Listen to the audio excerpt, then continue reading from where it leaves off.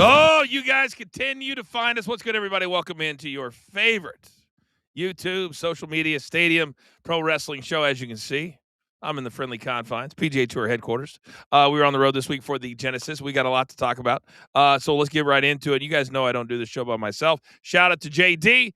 But this is not JD's show as much as we love him. Look who's back, baby. The man is back in the saddle. What's going on, my friend? Man, it was a grueling and emotional, heavy 12 days away. I'm glad to be back, man. I miss you, Coach. I miss the audience. I miss the producers.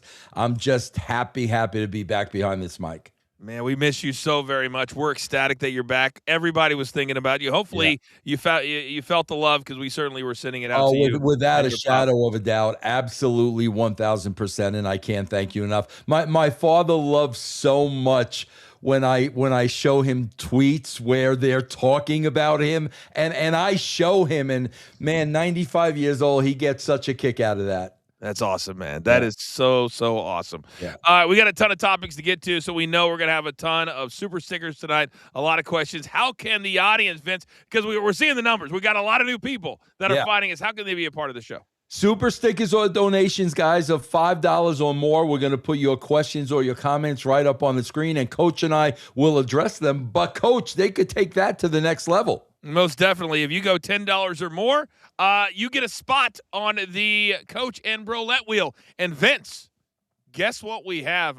Producer man, if you don't mind, we have a brand new merch store that is live. Yes. That is live.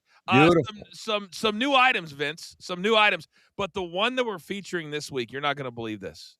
You're not going to believe this. Producer man, if you don't mind, can we get Mr. Tommy Carlucci up onto the screen? We might be. Oh, of course, he's frozen. We'll get to it in a second. Just throw it up there as soon as you can. Producer man gets pissed when he gets frozen. Yes. He wants the flow. He wants the flow. All right, we'll get back to the merch store, but I promise you, new stuff there. Whoever wins today, or just go and buy it on your own. Send it in. You don't always have to win it. You can buy it on your own. Support the product. So Vince, before we even get into topics, I've got an issue. I have a real issue. Because I feel like I'm starting to become, what's the word I'm looking for? The star of your show. And when I'm throwing in Coach's Corner, which, by the way, I've got my eyes on something for this week. Why is your boy Barnabas the Bazaar now using social media to take shots at your boy and say that I don't have the guts, that I don't have the, to show up in person? He's saying I won't show up in person? Vince, I'm offended by Barnabas the Bazaar. Well, that is on the list of conversations to have with you later, Coach, as a matter of fact. But Violent J told me today, because I've been a little bit out of touch for the last 12 days.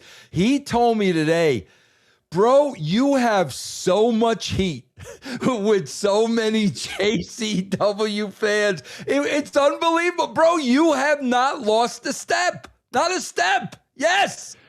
Whenever heel coach comes to the party, he brings all the heat with him. Yes. All the heat with him. I mean, all right, we'll discuss it later. But, my price tag is not low. We all know that. That we know. All right, so now we are loaded. I want to show the new feature. We're going to put the link into the chat as well. Here's our brand new merch store. Look at that right there. Oh, I need that. I need that without a shadow of a doubt. If I win the wheel, that's what I'm getting right there.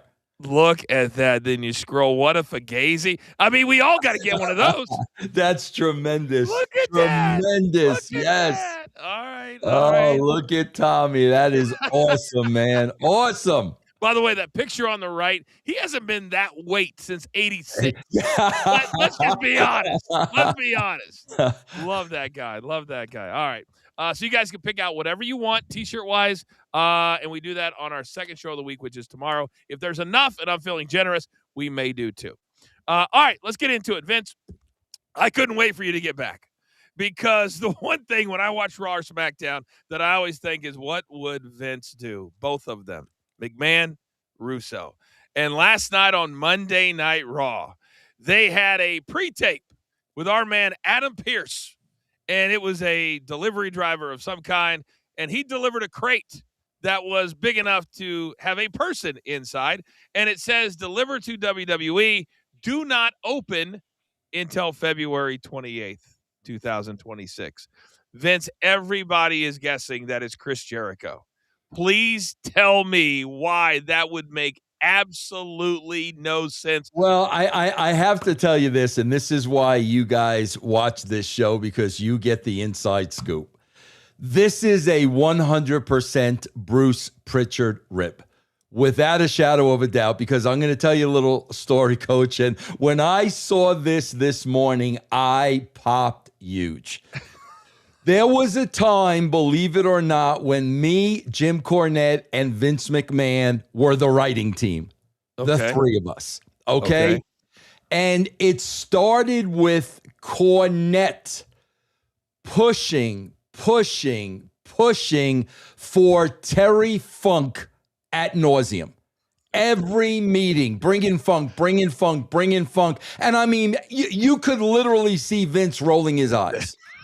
Okay, now, shortly after that, Cornette made this statement. We wanted to do a swerve. We wanted to do a surprise. And Cornette actually made the statement between the three of us. I know what to do. Put him in a box. You put him in a box, and you put the box ringside for weeks. And here's the punchline, Coach. Okay. He said exactly this. Hell, everybody knows in wrestling, if you come out of a box, you're instantly over. Okay, so let's marry those two things, Coach. Let's marry him shoving Terry Funk down Vince's throat. And let's marry that to anybody that comes out of a box is over. Thus, Chainsaw Charlie, bro. No, you gotta be kidding. Absolutely. So when I saw that box, bro, that's got Bruce's name as a rib written all over it. Wow, I did not even think about being a rib. I didn't at all. I was just like, this is going to be like a main storyline for the next 2 weeks on Monday Night Raw. Yes. I did not think about being a rib. Yeah. By the way, I kid you not, Vince, I had 2 callers today on Off the Ropes on Sirius XM that clearly they were either listening to you or listening to somebody, because they're like, Coach, whoever comes out of the box is going to be instantly over. Yeah, that's where they get it. That's where they get it from. But Coach, I got to tell you this. I'm seriously. Okay. As ridiculous as this is, I mean, let's as ridiculous as this is, Coach, this is a hook. Okay, so you do like it? No, it's ridiculous. Oh, okay, good. Okay. It is going to serve the purpose that they wanted to serve. It is a hook, and you are going to have people tune in to see who comes out of the box. I mean, that's the reality of the situation. It is. And the date they put on it is the date of the Chamber match. Right, exactly. Not SmackDown or Raw, so you got to get the ESPN app. Right. You're 1,000% right. So the part that I think is ridiculous, there's a lot of it, is if you're just thinking realistically. And I did have a caller that had a lot of good ideas. They said, what if it's some stuff in the box that kind of leads to who the person is? That would make more sense, because if you have somebody get out of the box, Vince, they're going to say that box hasn't been opened in 2 weeks. It is the 17th of February. In what universe would, other than maybe an animal, when you pop some holes in the top of the box, are going to stay alive for 11 days? You tell me what universe. The WWE universe, bro. That's about the only universe. And again, Coach, it's this too, man. It's, bro, they don't get it. They literally need to step away from the product. They don't understand. They don't realize what is turning off the casual fan. Man, I saw the clip of Becky Lynch and AJ Lee. Oh my goodness. Literally, unless you are a child probably under 12, who is going to be afraid of AJ Lee? Who is going to be afraid? And that's what every casual fan watching this show is saying. Becky Lynch is afraid of this 90-pound, 5'2" woman. Bro, that's why they turn off the casual fans. You can't believe it. It's so unbelievable to me, and it was one of my topics today on the radio show that I actually like some of the stuff that Becky's doing with the character. But when you're bringing AJ Lee in, and somebody said, "Coach, she's an attraction," I said, if I have to hear one more person, Vince, say they're an attraction, like Roman, Becky, the same person said Jade and AJ Lee, and I said, Vince, when did attractions stop having to show up to push storylines for WrestleMania? Well, when did that stop? Again, Coach, we're getting into this situation now, too, because, the vision, it's injury after injury after injury. And again, you and I have had this conversation many, many times. When did getting hurt mean you're not on television until you can wrestle again?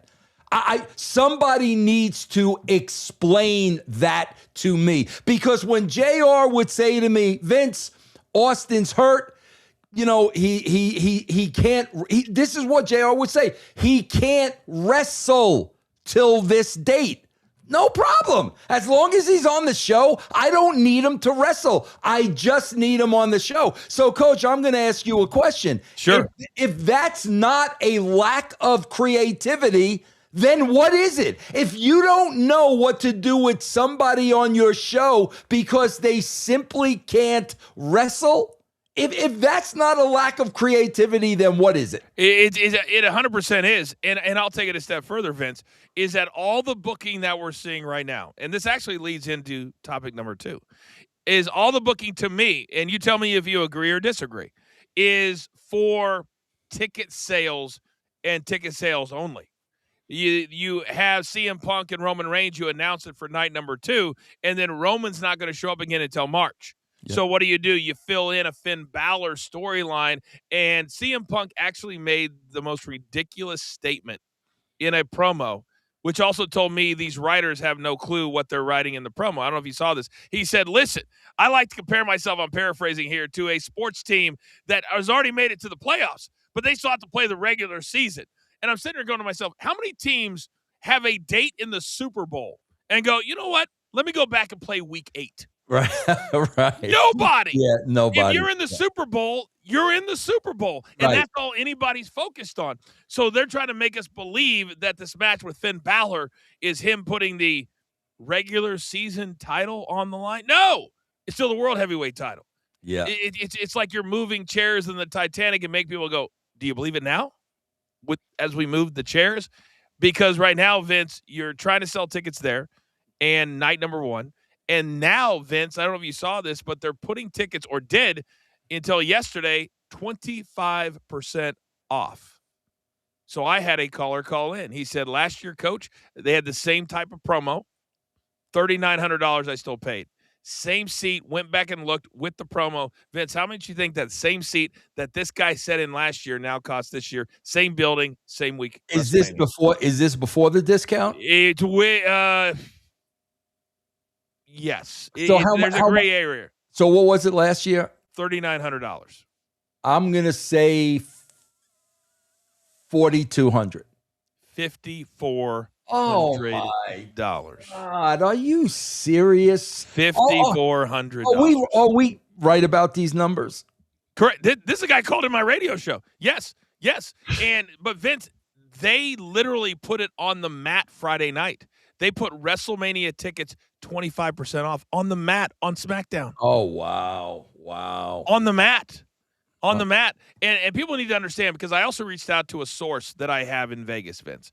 And there's a story going around that unless you're outside of 50 miles, that bars, restaurants, anybody that showed WrestleMania last year, and there were a ton of events, they have pool parties, and you pay like $100 to get in. The venue pays a certain amount to show WrestleMania. That's part of the reason, Vince, Vegas pays so much to the WWE to come there, right? Yep. So the word is now that that's not going to happen, that nobody's going to be allowed to show it within Vegas. So I reached out to my source, works at a big hotel casino chain. Okay, I've known him for years. And I want to read to you, Vince, exactly what he wrote to me. Okay? And I didn't even reach out to him originally. And he wrote this. He goes, "Hey, I just saw you tweeting about WrestleMania business blackout. Strictly on background, it's true, at least for now. Been working with the promoter to reverse it, had worked out a deal, but the WWE didn't want to do the deal." So there's a guy that basically moves to the city wherever WrestleMania is and lives there for the entire year. That's how I got my Super Bowl ticket several years ago. So basically, he does interference for WWE with all the businesses. Mm-hmm. Hence, the fact that the WWE is so short-sighted that they're going to have people that travel to the city but don't go to the show because they can't afford the tickets. And now they believe if we do this, then they'll have to buy a ticket to the show for $5,900. Correct. So hold on. So Coach, you know what, man? I can't go to the bar and maybe spend $50 in beers. Screw that. I'll just go to the arena for $5,900. Man, bro, they're clueless. I mean, listen, we're sitting here saying they're clueless. They're making money hand over fist. We know that. However, this is now an obvious issue. They're not selling WrestleMania tickets. If they're going 25% down, if they're not allowing this in bars, if this is literally on the mat, there is an issue here. A big time issue. And the other thing too, Vince, that I don't think they realize, they think people are still coming because there's so many other wrestling things that go on. There's WrestleCon, there's the other companies, maybe even JCW, who knows? Yeah. But it not only hurts all of those smaller wrestling companies, but those fans, Vince, simply will not come. They're not going to fly to Vegas to then watch on their laptop on the ESPN app in their hotel. Yeah. They're not going to do that. Yeah. They come to get the experience, right? So it's a miscalculation by gigantic proportions. It's corporate, Coach. They don't care about that guy. They don't care about the guy being forced to watch on his laptop because he can't afford to go to the show. They don't care. They just don't care. Wow. By the way, you mentioned Bruce and the rib. Did you see Bruce and his response to getting criticized about bullying, what's his name, Chris Parks? I heard about it, but I didn't get the direct quote. I'd love to hear the direct quote. I'll paraphrase. It was about 3 minutes. But basically, he said, life is tough, and if you guys thought that was bullying, if you thought that was me being difficult, you don't understand the wrestling business. Chris is a very, very nice guy. But sometimes you got to be direct. You don't have time to sugarcoat anything. And so I would just tell you to basically get over it. Yeah, and you know what? He's right. And you know what else? He needs to tell that to Triple H. 100%. Bruce is right. That's old school. None of this mamby-pamby crap that we talk about every single week. That is old school. I'm going to side with Bruce. These are grown men. You can't take it, then you're in the wrong business. He needs to pass this stuff along to Triple H. And then Triple H needs to do it to who? Talent? Absolutely, 1,000%. Start with that. Listen, the great. I do the review show Raw SmackDown with the great Ben Hameen, and Ben really has an eye for wrestling. Ben's been in the business forever, and Ben was just telling me some of the women's wrestling on Raw was absolutely atrocious. And, Ben was saying it is clear, Vince, it's just spot to spot to spot to spot. So you got to ask yourself, when Ben is seeing this and he is a pro and he's got an eye for it, he goes all the way back to, being, he was trained in that class with Batista and Cody and Brock and all those guys. Okay. That's when he goes back. So when he's seeing this, it's the truth. When he tells me this, I ask myself the question, when they walk in the back, what is Triple H telling them? Is it the head to the head, the hands on the shoulders, or is he saying, ladies, that was the drizzling shits? Because I don't know how you can have so many stinkers at this level. I agree 1,000% with what you just said. And at some point, I think we lose sight of the fact that this is supposed to be the best of the best. This is the NFL of wrestling. This is the NBA of wrestling. And you and I have talked about it ad nauseum that right now, because of house shows, because of lack of activity, you can go to the gym all you want. But if you're not in there doing a 20-minute match at a house show, it doesn't matter. I had somebody try to sell to me, Vince, that Jade is also a part of these attractions. And I said, but she's green as grass. Yeah. How can you possibly include her in a discussion with those that don't need to be around when she has barely worked at all since she got to the WWE? Exactly. Yeah. And now they're trying to figure out with this chamber, does Jade actually get a match at WrestleMania? Vince, if she can't handle the pressure, and that's what it is, it's pressure. And a lot of these girls, but you can't criticize them because, and I think that's what Triple H is doing. You got to be very, very careful because they say certain things about, well, he was mean to me, or no, it's being honest. It's being honest. But before we even get to that position, Coach, why are they in the spot? Before we even get to how do we deal with this, it's got to be kid gloves. You got to be careful of what you say. How do they ever get to that spot? That is the question. It is a question. And when you bring up the likes of Bayley or Lyra, I got crushed. Remember last year I was like, well, they're not using Bayley, and my take was obvious because they hadn't used her. I think she had 2 matches last year, 3 matches, something like that. Then I said Lyra. I said she's not ready for the spotlight. Right. Said she's not main event. What happened in Unreal? What did we see? Tears.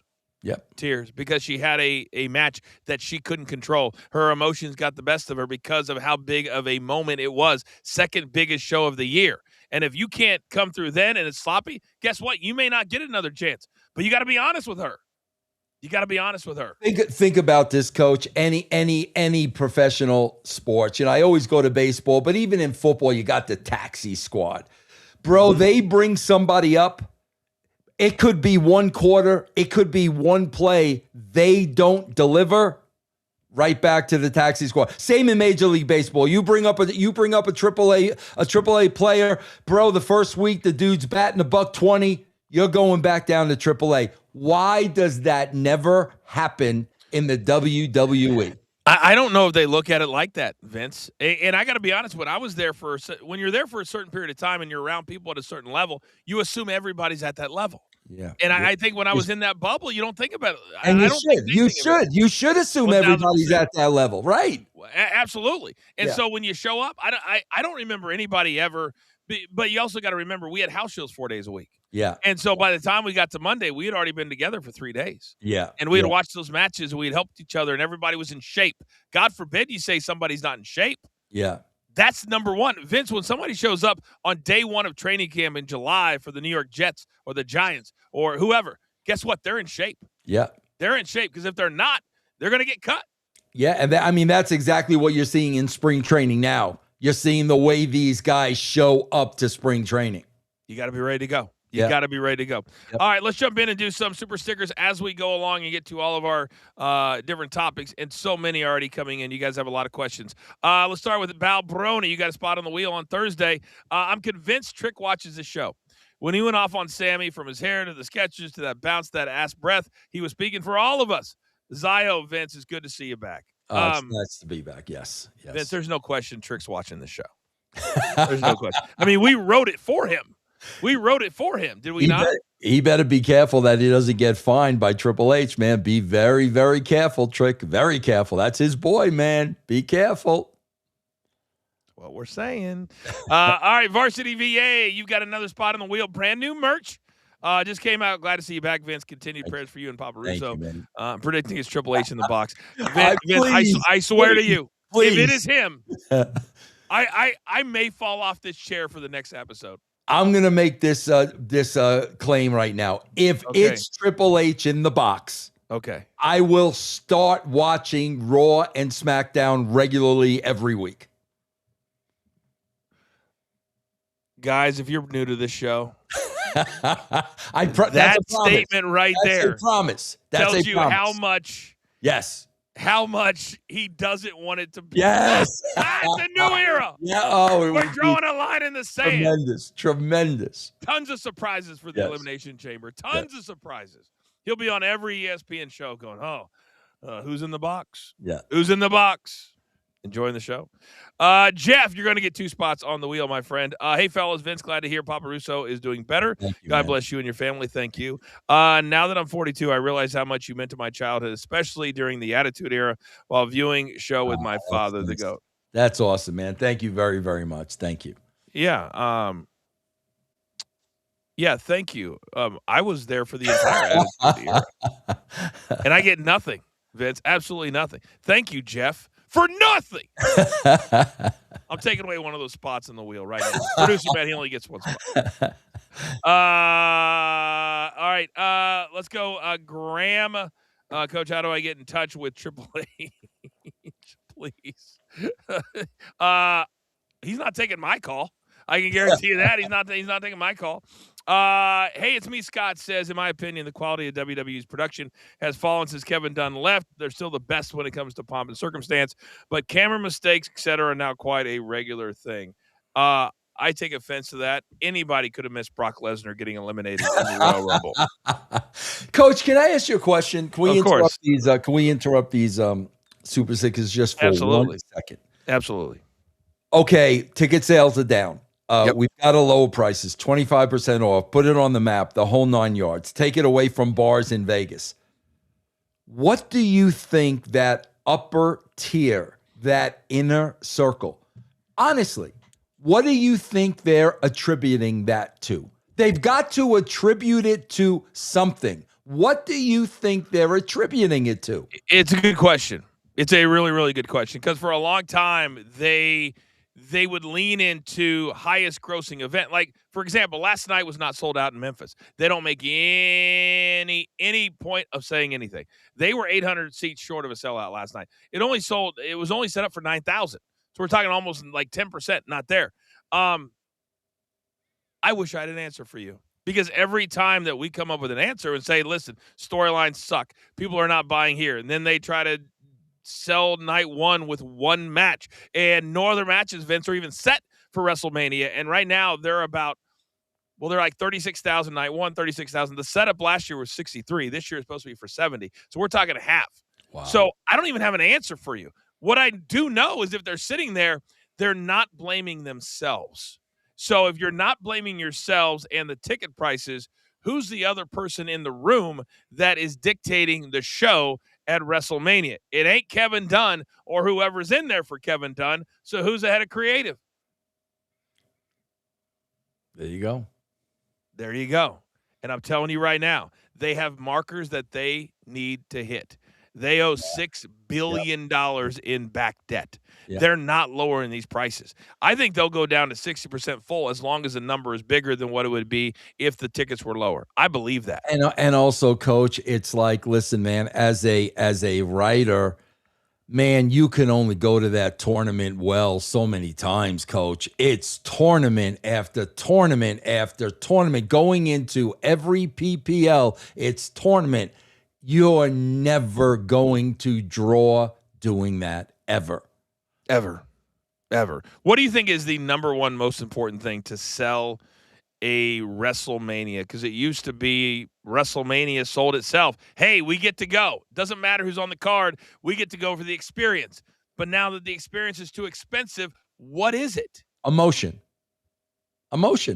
It's that simple. Emotion. You have to get people emotionally. Listen, man, we can go back and look at Unreal right now. And several times Triple H is talking about emotion and getting the audience emotionally invested. Okay, brother, you're getting them emotionally invested through tournaments? Is that how you're getting? Listen to yourself speak, bro, and then watch your show. You're getting them emotionally invested because somebody's in a box? That's how you're getting them emotionally invested? You know what's kind of funny, Vince, is there's another company that does tournaments a lot. They do a ton of titles. It's hard to figure out who has what, where, and when, and why. And now it's the other one that is leaning on the exact same thing. It's the easiest booking in the world, Coach. The easiest booking in the world. Speaking of booking, I feel like we have led the charge, Vince, in the what is going on with Gunther. You and I made it very clear, did we not, that when he had John Cena tap out, that you had to make him a killer. Didn't do any of that. Barely beat up, I think, 2 people in the next 6 weeks. Then he beats AJ Styles. Like, okay, got to make him a killer. Didn't do any of that. And now you have Dragon Lee involved, and you have Javon Evans win the triple threat last night. So Gunther now will not be in the Elimination Chamber. So, Vince, I ask you, have they now said, you know what, we dropped the ball? Because now Gunther will not be a part of either world title at WWE. Oh. And he was the guy. How dare you? What did I do? How what did I do? You? Clearly, Gunther was the one who dropped the ball, not them. Are you, Coach? Apologize right now. Clearly. I'm sorry, Gunther. What was I thinking? Do you guys not know that Gunther writes the show? Even though he's not listed on the credits with Triple H and who's the other Yahoo that's on the credit? Lee Fitting. Even though he's not on there, he does write that. You know they're putting all that onus on him 1,000%. And you and I are sitting here saying, when are you going to do something? When are you going to do something? When are you going to do something? We're now over 2 months. Yeah. And I'm not going to ever sit here and pat Vince on the back or pat myself on the back. But damn it, I said I'll give them a little bit of time. Yep. They've done nothing. And then last night, Vince, the crowd was dead for that triple threat. They were dead because I believe they knew what the outcome was going to be. They did pop when Javon Evans won. I think they want him to get over, but he's 21 years old. Yeah. Are you surprised that they greenlit him into the chamber, which is a devastatingly physical, hard match to get into, especially when you're young and not fully developed yet? Man, Coach, I think they have to be at the throw shit against the wall mode. They have to be, because they need something to hit. Ask yourself that question. What is hitting right now? What is the hot thing? What are people tuning in to say? Like I said, when I did my show with Ben this morning, this is how I opened the show, because this tells you everything you know. Ben, I have not been able to watch any wrestling in the last 12 days. What did I miss? Wow. It's that simple. It's really that simple. Yeah. What did I miss in the last 12 days? You missed 3 people winning qualifying matches into the chamber. You missed AJ Lee, and you missed 2 different promos from CM Punk and Finn Balor. And a box. Damn it. How did I forget about that damn box? How did I forget about that damn box? And still to this day, no Bianca Belair. She still hasn't shown up. It's been almost a year since Bianca, who to me is right up there. Right up there. And they have now, it seems like to me, she had another surgery. Apparently her knuckle, Vince, is so bad. But to your point, I'm sure she can still travel. I'm sure she can still talk. She could be in somebody's corner. Coach, for the last year, she could have been the GM of the girls in both companies. Both companies. I would have loved that. Seriously, what? I don't understand. And it's a finger.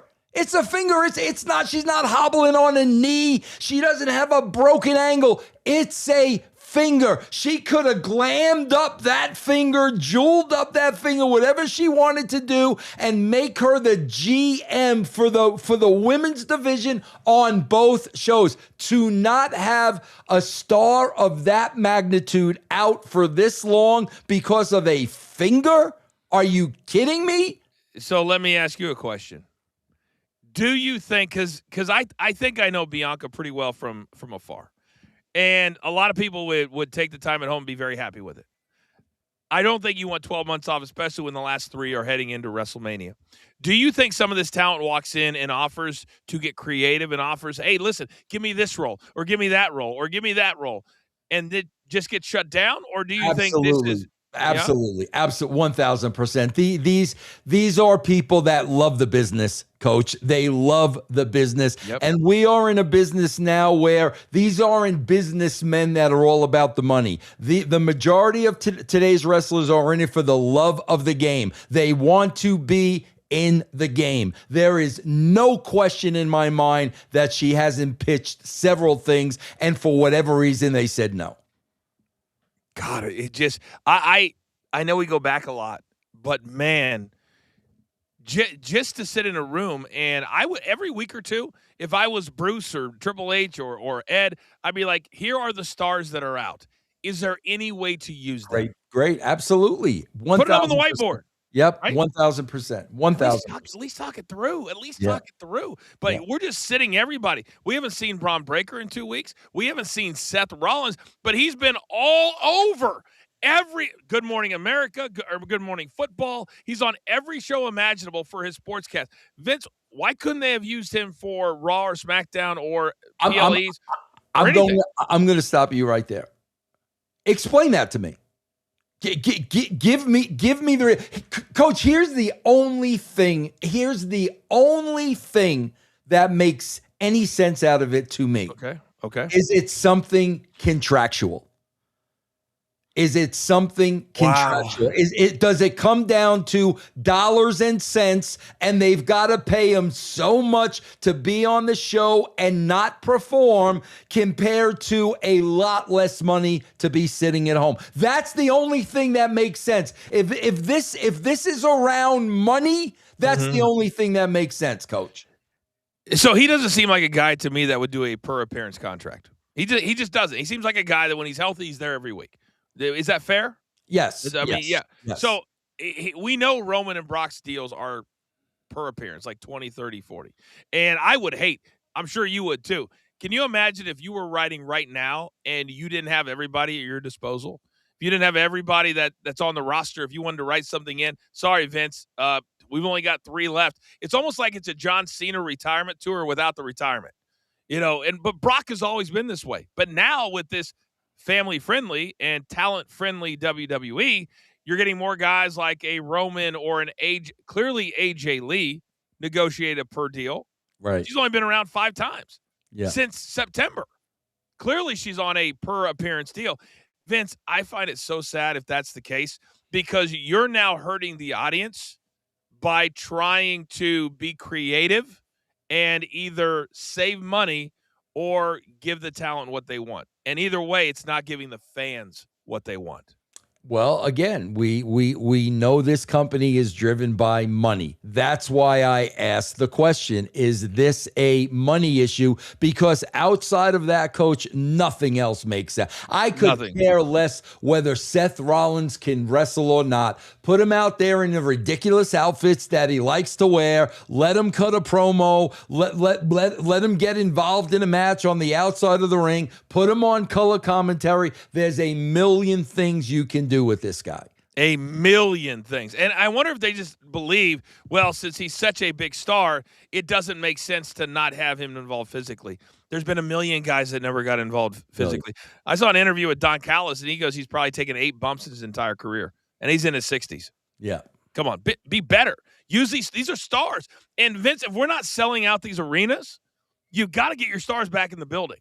1,000%, Coach. 1,000%. Got to get them in the building. Yep.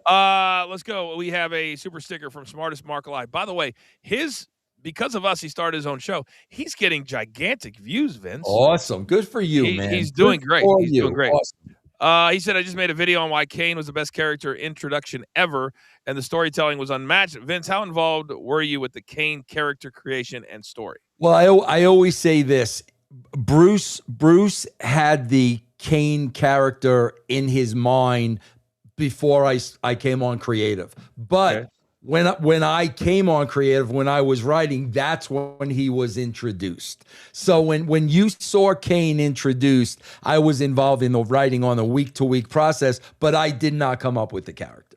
Okay, that's fair. But but he was so well used. Oh, yeah. He was still the reason for maybe the funniest gif of me out there in the world right now. I'm sure you've seen it. When Vince decided he was going to move the announce table from ringside back up by the entrance, and Kane's entrance was the explosion with the fire. Yeah. So Vince, I'm sure, it was a rib, but he gets in my ear, and I was in the middle of King and JR, and he's like, hey, I want you to get real arrogant, real cocky, put your feet up on the table. JR's got a read coming up. I just want you to talk because JR used to get so pissed when you'd interrupt his reads. Yeah. Hated that. Yeah. So I'm just like, hey, JR, Vince, whatever. And I'm leaning back, and then boom, it hits. Vince, people ask me all the time, you had to have known that. I took a full backflip. I disappeared from sight. I almost fell off. I've got to watch that. You got to go watch it. I almost fell off. The platform. Probably, the platform. It's the same level that they walk out on. Yeah. Vince, I could have broken my neck. It was so scary. Yeah. I'm telling you. It up close and personal. That's one of the loudest things ever. One of the loudest things ever. At 404, he says, hopefully the box is filled with bars of soap for all the neckbeard smarks in the crowd. LOL. Thank you for the super sticker. I won't even elaborate on that. 404 now has a spot on the wheel. He says, if ticket sales don't improve, does Triple H tell Undertaker to start dusting off the trench coat? That's a valid question, Vince. Absolutely, it is. 1,000% it is. Absolutely, yes. By the way, what do we make of him? Apparently today I got word that not only is he involved in Triple H, Vince, but apparently Undertaker's in charge of Triple H. He's like the Shawn Michaels now of Triple A. Yeah, I've been hearing that for a while. No, not because of his mind. I mean, that doesn't surprise. I mean, how many great matches did Taker put together? Thousands. So no, that does not surprise me at all. At all. I think the thing that surprises me a little bit is I never felt like he was a guy that after he was done would want to chase that. But I think now he's enjoying it. LFG, I think, got his wet his whistle a little bit, helping kids. Yeah. And we all know he's making millions from the WWE. He's making millions. Like his podcast, like he's over $4 million a year. All right, Vince, we have an issue. So while you were gone, your boy Jimmy Fingers, he was very, very generous, let's say, in the super sticker department. He now has one, but he was way more generous when you weren't here. Wow. Interesting. What do you have to say to your boy? Because Jimmy, a little awkward.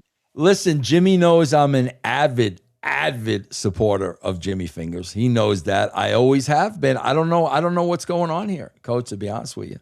Well, I appreciated it because I was still here. So I felt like he was supporting me. Yeah. All right. He has a super sticker here. Are they really going to Producer Man, I'll get to you in a second. Are they really going to go to Angle Gunther versus Rey Mysterio for Mania? Does anyone really want to see that match? And what are they doing with this AJ Styles tribute show? Is that a rumor? Is that a rumor? That it's a rumor that it's going to be. So hear me out. They're going to do an AJ Styles tribute on Monday. So there's rumors that somehow Gunther will get involved. Dragon Lee will come to the aid because everybody knows they were a tag team. And then Rey Mysterio would come out to save Dragon Lee because, as we know, the Vision just had that 2-week storyline with those three. And then somehow Gunther and Rey would be made for WrestleMania instead of Brock, who is advertised to be there on Monday, Vince. And nobody's talking about him getting involved with Gunther, which would make a lot more sense to me because I've heard Brock's like 48, 49. He's going to retire this year as well. What makes more sense to you? Well, again, unless Rey plans on retiring. God, do we know how old he is? Oh, he's 50-something. He's got to be. He was in WCW in the 90s. Oh, God, yeah. He's got to be 50-something. All right. Producer Man, if you can look up the age of Rey Mysterio. All right. Leave it to our esteemed producer, best in the business. He has tracked down, Vince, the Kane. All right. He's 51, by the way. I thought he was older than that. All right. He's 51. So we've tracked down to the entrance for Kane. Would you like to see it? Absolutely. Oh, your gimmick. My gimmick. My gimmick. So you've never seen this. You've never seen it. Never seen it. All right. So this is me, JR, and King. And they're getting ready to hit Kane's pyro, and I had no idea. So, Producer Man, here we go. Oh, I can't. What's so funny about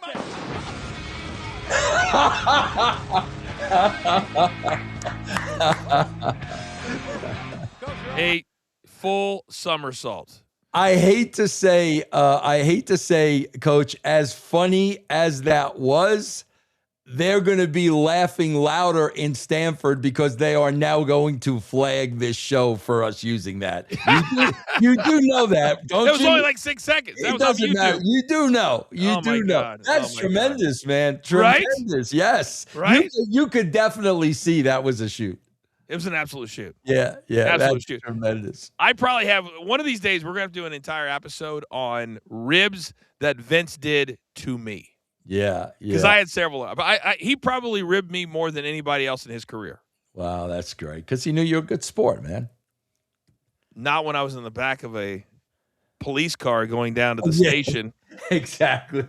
Yeah, I wasn't a great sport for that one. Let me just tell you that. Yes. Speaking of a great sport, this one, because everybody says, Vince, we don't talk about AEW enough. So I got two things with AEW I want to run past you, and maybe I'm not seeing what everybody else is seeing. So we've tried to be, we've kind of laid off Mercedes Moné the last few months here at the show. Don't you feel like we're trying to give her the benefit of the doubt? Oh, yeah. You know, she went from 13 belts. I think she's down to 4. So, they're humbling her just a little bit. Vince, I don't know if you've heard this one. So she has a texting service that fans can pay $99 per month to get a subscription to have Mercedes Moné herself text you back and forth like you are friends. She went on a show with Nick Cannon, very well known in the business, called We Playing Spades.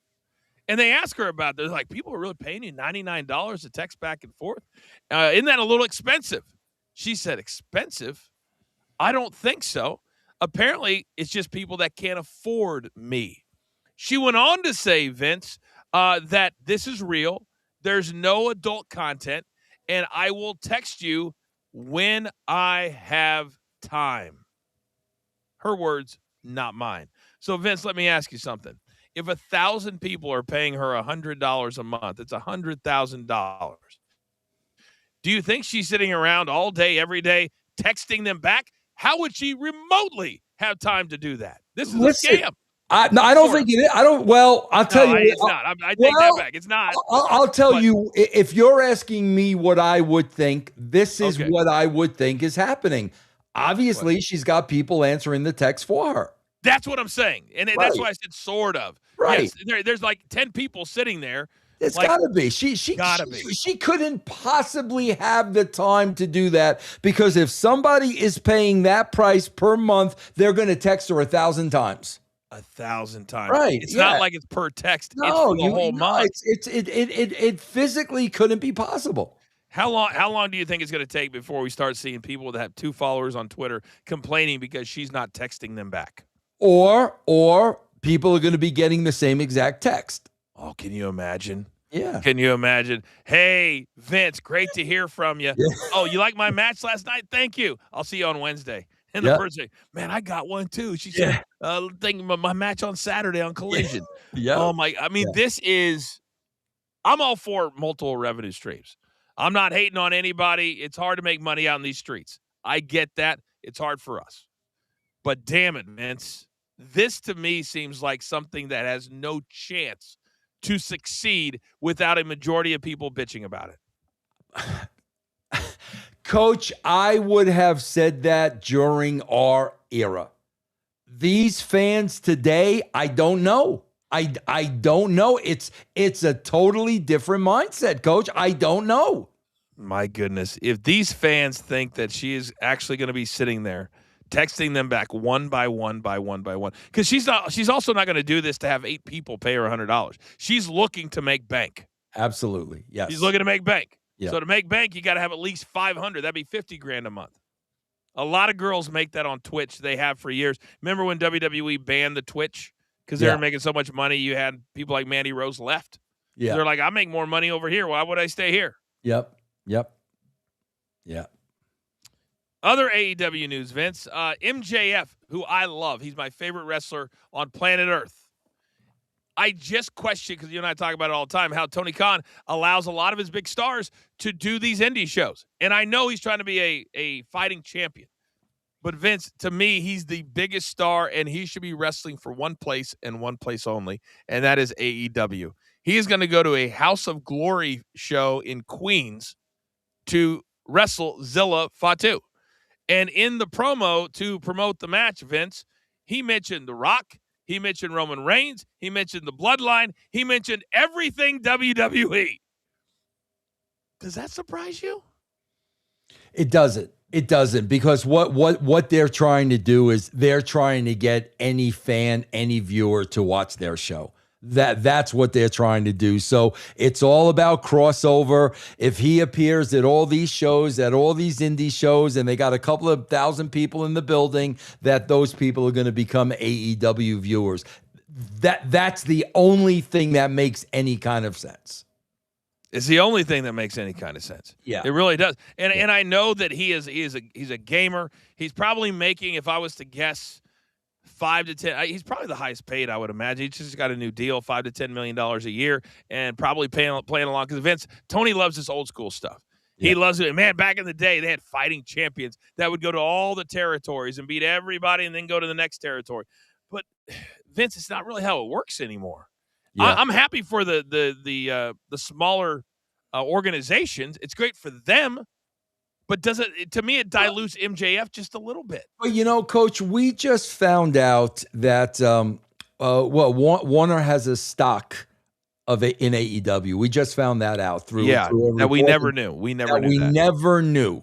Yeah. So now you've got to ask yourself, for Tony to be doing something like this, is there pressure on him that they need a bigger audience, that they need more viewership? Because if that pressure is coming down the pike, then he needs to do things like this. So without really knowing that, and we'll never know that because it would never come out, there may be a motive to his madness. Well, I know there's a lot of places that for a while they're okay with not having revenue. Live Golf, Saudi Arabia, they've spent billions, and there's nothing coming back. Obviously, it was told to me a couple of months ago, we're not trying to win. We're not trying to get the casuals. We're trying to build up our – and I'm like, you're not even making sense, the person I was talking to on the phone. And, Vince, maybe they've gotten to a point where not trying to win and not playing – because you're not playing to the casuals when you have 5 20-minute matches every single show. Right, and maybe and like I said, maybe pressure's starting to come down a little bit. We'll see. I don't think there's any question. Because it's a little confusing with who's buying who and who's buying into what. Yeah. But the bottom line is they're up for sale. Yep. They're up for sale. And they want every one of their shows that they spend $100 million or more on to show returns and show growth. Yes. Yep. And it's certainly not doing that. That's for sure. All right, you AEW sickos. Those are your 2 topics. Don't at me again. But we love all of you. Yep. We have another super sticker here. Get yours in. Can I say one other AEW note?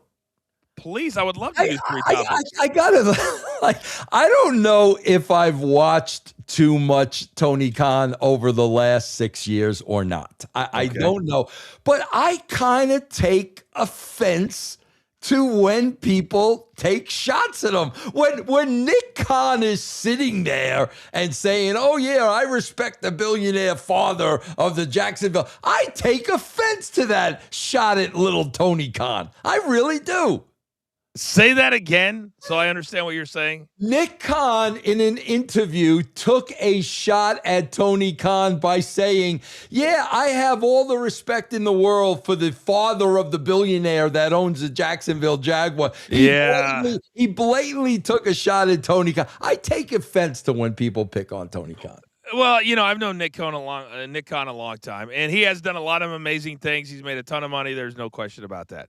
But he also acts like he's been in the business for 30 years. Yeah, I know. He negotiated the deal 10 years ago at Fox. Yeah. That's when you got into the business. Right. Not a day before that. And why would you take a shot at Tony Khan and their 500,000 fans? I think it's easy. I think it's really, really easy. They always come from we know best, whether it's Nick, Shapiro, Ari, because they have all the money to back them up. Yeah. I'm really getting tired of all the discussions that we have always making it about money. Yeah. Because look what's happening because everything's about money. Storylines stink. Everybody's negative. Everybody's complaining, all that kind of stuff. Instead of loving the business and saying, all right, let's enjoy the stories. Yep, absolutely. And let's make the stories better. Yeah. It's really, really, really hard. We do have another super sticker. Gina Carano or Ronda Rousey. Thank you. I don't know if you saw this today, Vince, but Ronda Rousey is coming out of retirement. Wow, really? Wow. Yes. Wow. MMA fight, and She did an interview on ESPN today against Gina Carano. Gina's also a legend in the business. Here's the caveat, Vince. She called the UFC. She called Dana White, and she said, I want to have an MMA fight against Gina Carano. Apparently, Dana White wanted no part of it. I don't know if you know this, but back when she lost to Holly Holm, I went on First Take when I was at ESPN, and everybody's like, oh, it's automatic. She's going to go to WWE. I said, no. I said, WWE is not in the business of repairing broken stars. Right. It was 14 months. 14 months. So she comes to WWE. They pulled me aside because I was back at that time. And they said, we need you to apologize for what you said on First Take. And I said, what did I say? They said, you said she was a broken star. I said, based off of an interview she did where she called herself broken after that loss. Right. She said that. Yeah. And I just said, and oh, by the way, it's been 14 months. I responded to a question that said she's coming right away. Right. And I said, no. I said, 14 months is not right away. I will not apologize to Ronda Rousey. Good for you. Yes. And I thought she had a great debut, and she's very opinionated. I've always liked her. Her husband's very, very nice, too. She was not very well liked, Vince, backstage because she would shoot a lot on pro wrestling because in her mind, I don't think she could. It was always about being real to her. Yeah. Right. She knew she could kick everybody's asses for real, so she didn't understand why she needed to sell or whatever the case might be. But now this is going to be on Netflix. Who do you think the promoter is, Vince? That's a great question. That's what I was waiting for you to get to that. Oh no! Don't tell me don't tell me it's the Paul brothers. Oh. Yes, it is, Vince. Oh my! I did not know that. You for real didn't know that? I swear to God. Oh my God! Are you serious? Yeah, producer man, can you grab that graphic real quick that we used on the morning show? Wow. Yeah. I was just really thinking of who would have the money. That's what I was thinking of. Correct. And we all thought that after the last fight with Anthony Joshua, that Netflix would want no part of this. Wow. Netflix did buy it. So it's going to be on Netflix. I believe the date is May 6th. MVP Productions, which is Jake Paul's company. And they're putting him over like $1 million. He's very much behind women in boxing. He's given there it is right there. Yeah. So it's Saturday, May 16th. May 16th. Intuit Dome, LA. That's a 20,000 seat arena, Vince. Wow. Can producer man, how old is Ronda Rousey these days, and how long has it been since her last MMA fight? That's a great question because she was in the WWE. I'll put it in Rousey age. She's 39. She's only 39. Okay. Man, she was really young when she was in the UFC then because she's been around for a minute. Yeah, but you cannot step into a fight like that after so many years off, can you, Coach? You know better than me. So this has been over a year in the making, and she has said nothing. So I watched the whole interview today. So basically, they started talking about this a year ago. Gina Carano, I guess, gained a bunch of weight, and Gina is her hero. She said, I don't have respect for a lot of people. This is her words, not mine. And she goes, but Gina is somebody that I owe. Apparently, Gina's family's super wealthy. They own a bunch of big things. She goes, she doesn't need money. She needs this fight. And I need it too. Yeah. So these are her words saying she needs to come back, make something right. Because remember, when she walked out of the UFC, she walked out after getting just obliterated, not just by Holly Holm, but by Amanda Nunes. And it was not a good ending to her career. Yeah. At all. Wow. At all. Wow. Gina Carano is 43 years old. Her last MMA fight for Gina was 2009. For Ronda Rousey, December 30th, 2016. Wow. So it's going to be a little less than 10 years between this fight and her last fight. That's tough, man. That's tough. Unless at the last second they call it an exhibition, Coach. You know how that works. You got to bring in some more star power to sell this thing. But here's the thing, Vince. This is Netflix. It doesn't have to be a pay-per-view. Yeah. You know, I think Netflix they love being in business with this guy. Yeah. They just paid him $92 million. Jeez, God bless him, man. Good for him, man. Good for him. You know, I believe Jake Paul is this kind of a guy. I believe he would take $4 or $5 million of that and say, listen, I'll finance this myself. Maybe go halvesy. I don't know. Maybe not. Netflix has tons of money, but Vince, this is official. Yeah. Wow. That's official. It's interesting. I'll tell you that much. I think it feels like the Mike Tyson fight to me. Yeah. And, oh, by the way, Mike Tyson is signing up for another fight, Vince. You won't believe this one. He's 59. Floyd Mayweather is 48. Vince, Floyd Mayweather fought at 150, 155. Mike Tyson, former heavyweight champion of the world. And they're going to fight, apparently, the only place in the world, Vince, that would sanction a fight, the Congo. Oh, I thought you were going to say Saudi. They may be involved. I don't know where the Congo is. I think Congo's in Africa, right? Yeah, I think so. Know. Yeah. I don't know. Wow. I mean, this is not something that that I want to watch. But again, kind of like Ronda Rousey, I'll watch it. I already have Netflix. I'm already paid for it. Yeah. Oh, yeah, I'll watch that. I'll definitely watch that. Yeah. All right. I think we've gotten to all the super stickers. Anything else that? Oh, thank you very much. One other thing, and I want to end on a positive note, Vince, because I know a lot of the content that you do, and we're going to be back live tomorrow night, by the way, to do our stadium show live 6 p.m. Eastern time, 2 nights in a row. But Vince, did you see Booker T, our guy, go after Dave Meltzer? Can I tell you what's bothering let me just say it, shit out of me about this? Talk to me. You know, bro, I have to ask myself the question, and I put this tweet out the other day. Who's the bigger mark, bro? Is the bigger mark the guy who is behind the fictitious voting of these fictitious awards, or is the bigger mark the person who's selling it? I seriously, bro, the fact that people are getting so upset over these awards puts Dave Meltzer over. It blows my mind that people actually put enough cred into these awards to get upset about them. Are you kidding me, bro? Well, then I don't know who actually put out a tweet saying how hard it is to be an announcer. Then I don't even know. It would not have come from my account by any stretch of the imagination. But I agree with you. I saw it and I said to myself, I'm tired of saying, why are you guys paying $15?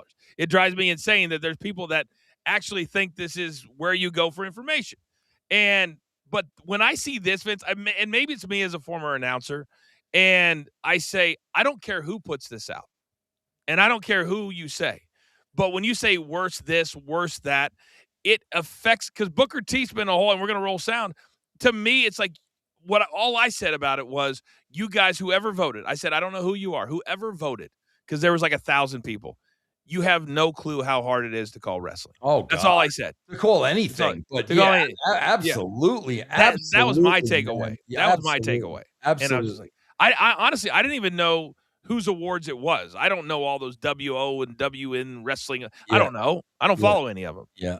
But I was just like, the fact that it's out there and you have to read it. Here is Booker T. And there's a little more to the story. That's why I brought it up, because it's kind of funny. The backstory. Here is Booker T talking about this today on his show. And it's a hell of a job. And for a award like this to even be out there, it's asinine. Because there again, Dave Meltzer or anyone at the Wrestling Observer knows what it takes as far as what that job entails. Or wrestling or anything else be that made. I mean, but he somehow finagled his way into being, called a wrestling, aficionado, a wrestling historian, whatever, and no dig on that or anything like that. But something like this is redundant. It makes no sense. It really does. And me personally, I don't take a knock to it. That's just Dave Meltzer taking a shot at me, probably because of what happened on the Jericho Cruise. You know what I mean? A lot of people don't know that story. I cornered, Dave Meltzer, and I told him I would rip his ears right off of his body. That's what I said. You know what I mean? And Dave Meltzer was quite frightened. And I'm sure if Dave Meltzer was to see me in anywhere. Public, he's gonna walk totally around, my surroundings. You know what I mean? Oh my God. All right. So that's the part I wanted to get to. Because Vince, I've said this 1,000 times. When people have insulted me, or Meltzer said this on his show, which I've never heard Meltzer insult me ever, because I don't watch anything that he does.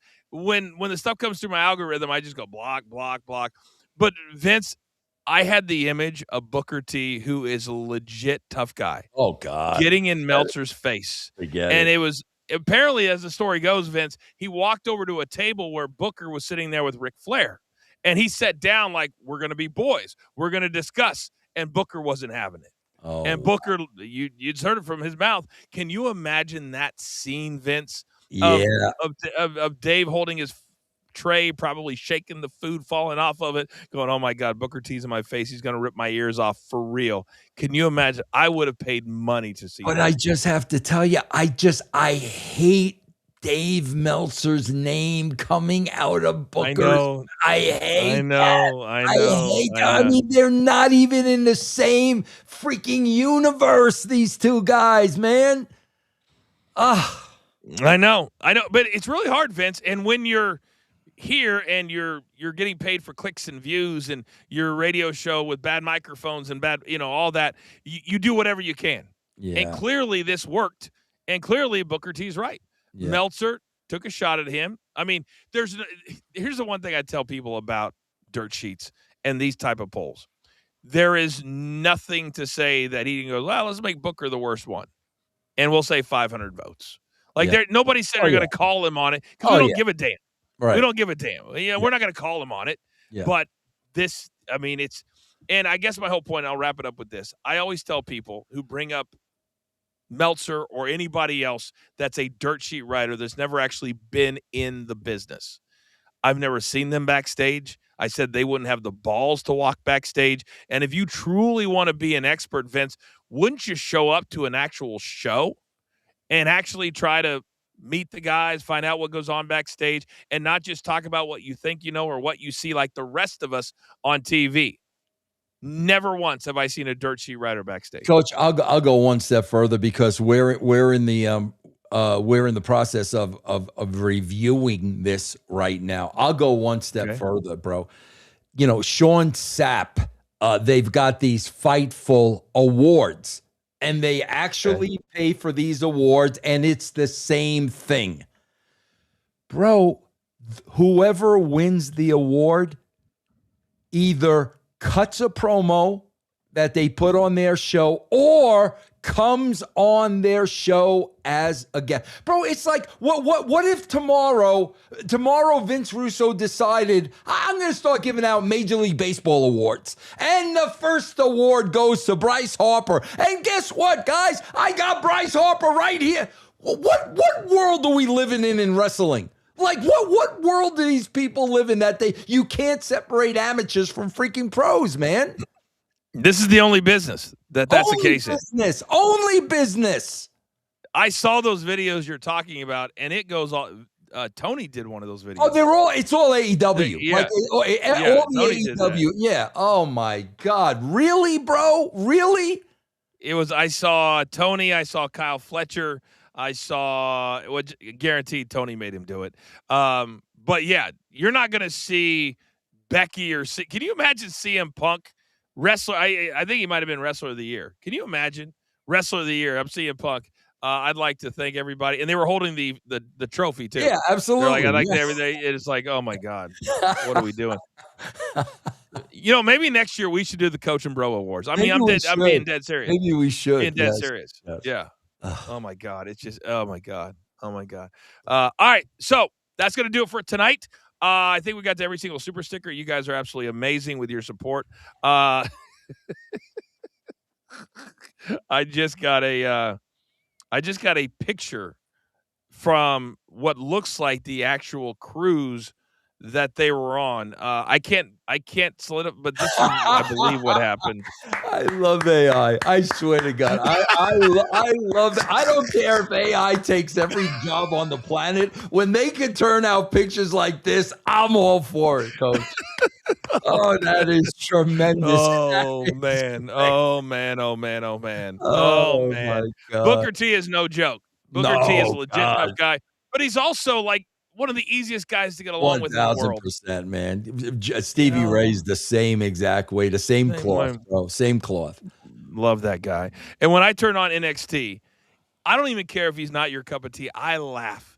And I could tell you, I don't remember the last time I laughed watching wrestling. I laugh when I hear Booker T and his energy.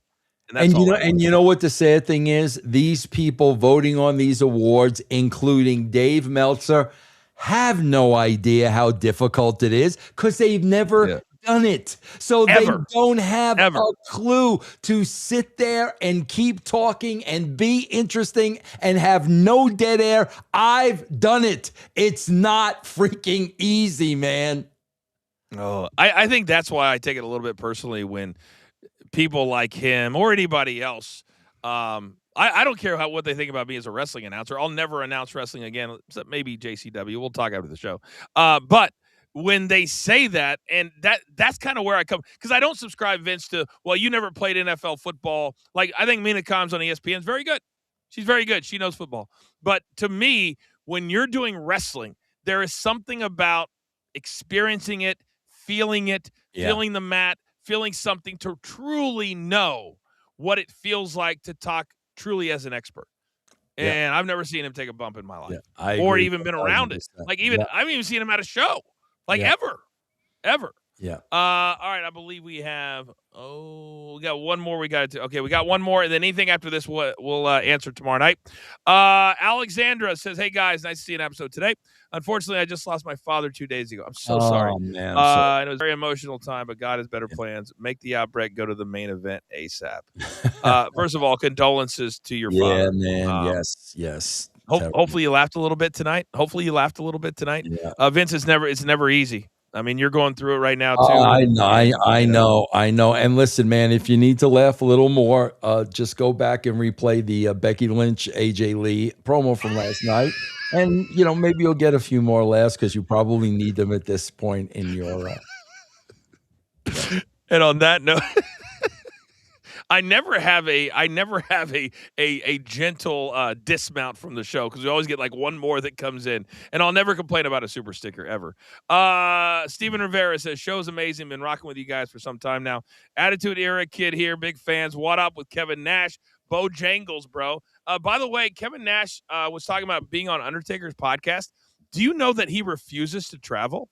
Oh, Did Nash? you see this? Oh, Nash. yeah. No, I know. I know that. Yeah, he said I can't ever be, because all of his episodes are in person in Texas, so everybody flies in to do it. And he goes, won't do it because I won't fly. Yep. Crazy. I didn't know that. Oh, yeah. Listen, man, I'm back to flying, Coach. It's awful, man. When you haven't done it for a while and you try to get back to it, bro, it's you've never stopped. Oh, man. You've never stopped. Oh, really, bro, right? Have you? Well, I did. My whole entire ESPN career, I only traveled 3 times in 10 years. So I went from every week for 10 years. I made it to 521 out of 522 Raws during my first. I only missed one out of over 520 weeks. And then, Vince, I would wake up with nightmares. That's because crazy, I thought I had missed a flight, because I saw Vince fire people who missed flights and didn't make it to the show. Wow. So then it probably took me 2 years not to wake up in like a cold sweat. Swear to God. Absolutely. Swear to God. Yeah. So now most of my travel is August to February. Yeah. Excuse me, February to August with golf, with what I'm doing right now. Yeah. So yeah. So it's a different mindset. You got to be used to it. And what I do is I catch up on, I binge shows, I work on stuff. I'm sure you write the show on the plane. Yeah. I use that time to work on my stuff. Yeah. Basically. Yeah. All right, we got 2 more. Traffic Jam. Good evening, Coach and Vince. You guys are awesome. Thank you. I'd rather watch JCW currently than WWE and AEW. Thank you, gentlemen. Go Booker T. Yes. Thank you very much. You're getting more and more like, what are you getting the most from people that watch JCW these days? What's the message they're giving you about what they like? Oh my God. Well, it's different. It's different. They're just used with the WWE. They're just used to the same old for so long. This is a totally different approach, man. No doubt about it. I tell you what, my social media has been blowing up. Half the people they just love heel Coach as a character. Then there's other people that are so delusional that they like the Outbreak and Barnabas and all this stupid crap. And they're coming after me, Vince. They're coming after me. I know they're coming after me. I had no idea that the Juggalos were so big. Oh, forget it. And God. so loyal, man. So loyal. Forget it. Vince, I was there in person for ECW One Night Stand. There will never be an atmosphere scarier than that one. And like a boss, I walked straight through the crowd with an ECW hockey jersey on and a big old X through the 3 letters. You don't think I'll do that at JCW? Of course you will. Of course you will. Damn right. All right. Let's wrap things up with Jimmy Fingers. Vince, didn't Bill Apter make prop awards and plaques for wrestlers back in the day for the magazines and then have them come in and take photo ops with them? Those ones had credibility. No, that's different. Bill Apter is a journalist who covered wrestling. He's not and tell me if I'm wrong here, Vince, whether it's Fightful or Meltzer's company, whatever it's called, they're looking to be media stars now. Yeah. They're not looking to be journalists. Bill Apter was on the wrestling shows.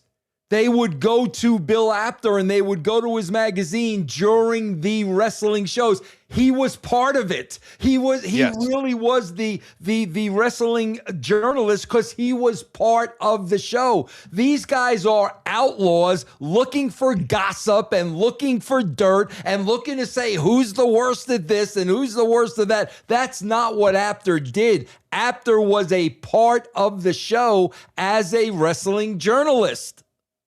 Correct. So right now, if Bill Apter walked into the studio, and you say, Bill, are you welcome at every show for every organization? 1,000%. His answer would be 1,000%. Yes. 1,000%. 1,000%. Is my biggest bitch about the word journalist in wrestling. It does not exist. A journalist, if you're writing for the Washington Post and you get something wrong, guess what you're not going to be doing in 2 or 3 weeks? Yep. Writing for the Washington Post. That's right, like, man. You cannot have mistakes. Yep. You cannot have mistakes. Yep. These guys throw stuff against the wall, and if they're wrong, there are no repercussions. Yep. That is not a journalist. Nope. That is not a journalist. That's the biggest difference, Jim. Yeah. All right, one more, and I promise, this is the last one. We'll get to the rest tomorrow. Missed the backstage interviews, Coach. So do I. That I did with The Rock. That's Sorry. a great question. How did you not break character? Trick gives me Rock Booker vibes, but will Triple H mess it up? I'll answer both. Yes, Triple H will. If he sees any of The Rock in Trick Williams, he will kill it. Ooh. Because I don't care what anybody says. I've been quoted forever. I was there. I saw it. Rock and Triple H do not get along. Wow. I don't know, Vince, how many other ways I have to say it. And if you guys don't believe me, we're coming up on 1 full year since we've seen the great one on WWE television. Yeah. When was the last time? Vince? WrestleMania. No, he was not at WrestleMania. Elimination Chamber. Oh, okay. There you go. With John Cena and Cody. The throat slash heard round the world. Wow. That was the last time. Yeah. So you're telling me, and fans are trying to tell me, who was in the room when Rock said, Coach, who's on the crossover? This is just one of many stories I have. And I go, Triple H, cool. And he went right back to what he was doing. Translation, I'll go as long as I want. Yep. Because I know the only person I'm screwing over is Triple H. Yeah. How did you not break character, bro? That's a great question. Okay. So when Vince is standing about 4 or 5 feet away, and you're puckered up, especially early on, because you got to remember, I only did interviews my first 3 years. Yeah. Then I became a character and got in the ring. So my first 3 years was the hottest years, and your butt is so puckered up because Vince is over there, and Rock was the only one, Vince, that was allowed to do a live interview on SmackDown. Because SmackDown back in the day was taped on Tuesday, it would air on Thursday. Rock did his live. So they only trusted a couple of us to do it live with him, and we had to position ourselves to where he could hear the crowd in the arena because he was always sing along with The Rock. So we would be, somewhere under the arena so where he could hear them, and it was very, very, very easy not to laugh because I was terrified when I first got there. Yeah, terrified. Yeah. And then it kind of, our relationship worked. It morphed, it grew. And the night of my famous thing with Eugene in San Diego, when Rock came out, Vince, it's the biggest pop I've ever been in the ring for. He looked like $1 million, and I'll never forget it. I've told people all the time, that was the night where he said, screw Triple H, I'm going to go. We went 26 minutes. Wow. We were supposed to go 12. Yeah. We were supposed to go 12. And I'll never forget Vince looking up the ring, and it was his idea too. We go from getting made fun of January 8, 2000, and that's when I started, to, hey, coach, I want you to talk back to me tonight. First time ever. Wow. So he comes down, he brings Eugene back, and everybody's like, all right, here we go. Rock's going to make fun of coach. And he did, but I was allowed to talk back. And Vince, you know how big of a deal that is. Oh, God, yes. The Rock's character. Yes. Right? Never happens. And it was kind of like him telling me, this is a one-off. This was like 2006. So he was already long gone by then. It was a respect thing. I'll never forget it. And it's still the greatest segment I've ever been a part of. That is awesome. That's a great story, Coach. Great story. He was awesome. Great, he was great awesome. memory, he was man. awesome. Great. Oh, thank you. By the way, because of those, we got to tell people that we want you to sign up for our premium service, because here in the next 2 or 3 weeks, me and Vince have got to work out the schedule. We're going to start our watch-alongs for big matches that Vince was a part of, and we want you guys to be a part of big matches that Big Tommy C was ringside for, like Taker and Mick Foley. We're going to add that to the content that we do, but it's only going to be premium only. Premium only. And also, one more time, our brand new merch store is live, and you guys can purchase anything on the site 10% off using the promo code FUGAZY. FUGAZY. Get anything 10% off. Fugazi is your promo code. And Vince, we got to get one of those. Oh, I got to get one of those for sure, man. That is awesome. That is so awesome. Yeah. We also have a petty machete to kind of, for people out there that get very petty, and there's many of you. We have Kiss Up Mountain. We just launched as well, so a lot of new ones. A lot of new ones for the people. Very nice. All right, I don't even know. I'm going to get to see you in 24 hours. Is that real? Yeah, so doing this tomorrow night? Time tomorrow, I think, right? Yes. Same bat, same bat time, same bat channel. You can watch it live on YouTube, social media. If you miss it, you can watch it Thursday morning on the Stadium Network or on YouTube on demand as well. Good times. Great to have you back, bud. Great to be back, man. Thank you, everybody. He is the one and only from Russo'sBrand.com, Vince Russo. Never forget about Mikey P and producer man behind the scenes. I am the coach. We'll be back tomorrow night, Wednesday night, for our live stadium taping at 6 p.m. Eastern time. Until then, I am the coach, and this has been the one and only Coach and Bro Show. Take care. Have a good night.